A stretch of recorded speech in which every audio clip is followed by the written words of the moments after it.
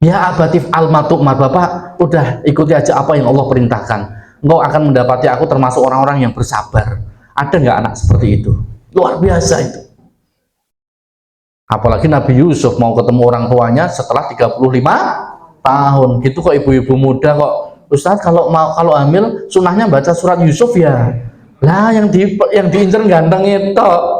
Nabi Yusuf itu tidak hanya gantengnya tok. Nggih, mboten napa-napa, tapi baca dari awal sama terjemahnya. Nabi Yusuf itu 9 tahun itu dibuang ke sumur. Anaknya jadi kan murun apa mboten? Ya. Kemudian setelah dibuang sumur selesai belum? Setelah diangkat masih dijual beli Nabi Yusuf itu. Sampai hidup di kerajaan. Selesai belum? Dapat fitnah. Dan akhirnya dipenjara selama kurang lebih 10 sampai 12 tahun, dicambuk, dipecut, dihajar. Selesai belum? Masih dapat ujian-ujian yang lain sampai Allah menjawab 35 tahunnya ditemukan bapak dan ibunya beserta saudara-saudaranya yang memasukkan ke sumur. Mereka bersujud kepada Yusuf sesuai dengan ayatnya, mimpi Nabi Yusuf ketika kecil. Bapak Ibu yang dirahmati Allah, ini kembali kepada tadi. Jadi yang digoda itu ya bapaknya, ya ibunya, ya anaknya digoda. Ketika masuk pesantren, bapaknya sudah lulus. Wah, alhamdulillah sudah masuk pesantren. Ibunya nangis, kangen. Bu, ambil aja, jangan di pesantren. Pesantren itu makannya wah nggak karuan. Paling nanti pulang gatel-gatel. Nanti aduh, udah di luar aja.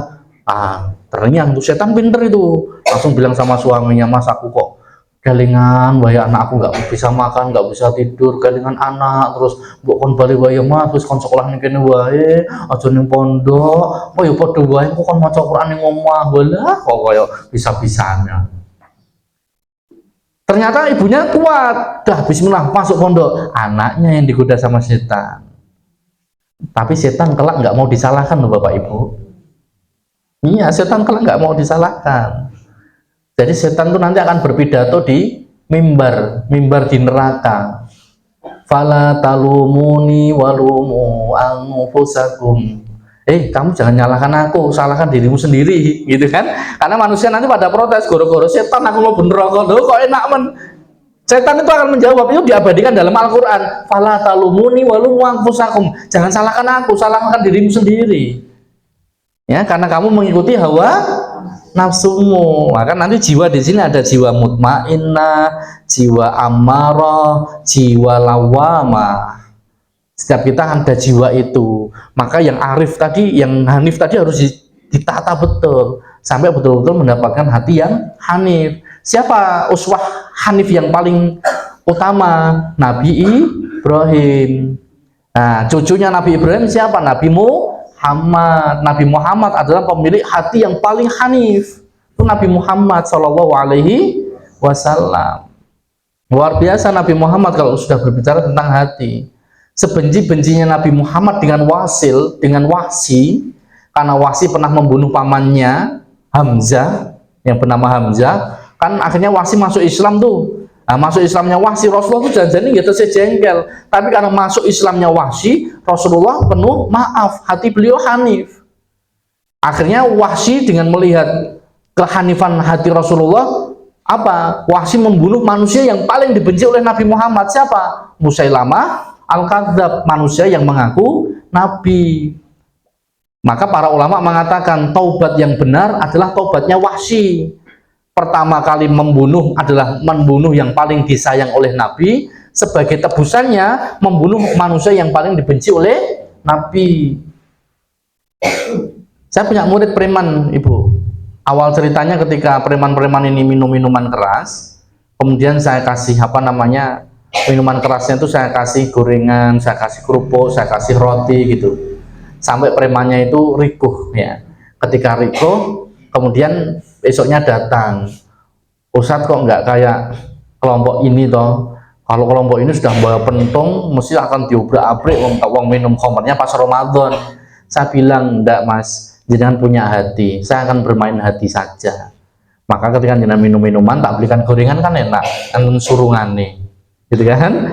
Nah, tapi membuat Riko, akhirnya preman ini bertobat kepada Allah. Saya bilang, tobatnya jenengan di pasar, maka yang tadinya itu menakut-nakuti orang pasar, sekarang jenengan harus memberi rasa nyaman orang pasar.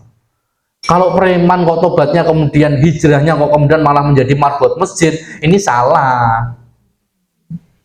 Dalam arti salah bukan fatal ya. Wong tadinya preman mengerikan di pasar kok tiba-tiba jadi marbot masjid. Nanti yang di pasar ganti preman lagi. Nah, ketika dia jadi preman pasar dan bertobat, dia tetap di pasar saja, menegakkan keamanan, kenyamanan. Kalau dulu banyak ngambil uang orang lain tanpa halal, nah sekarang harus banyak bersedekah kepada yang lain, entah bersedekah parkirnya, bersedekah apanya, itu tobat yang benar.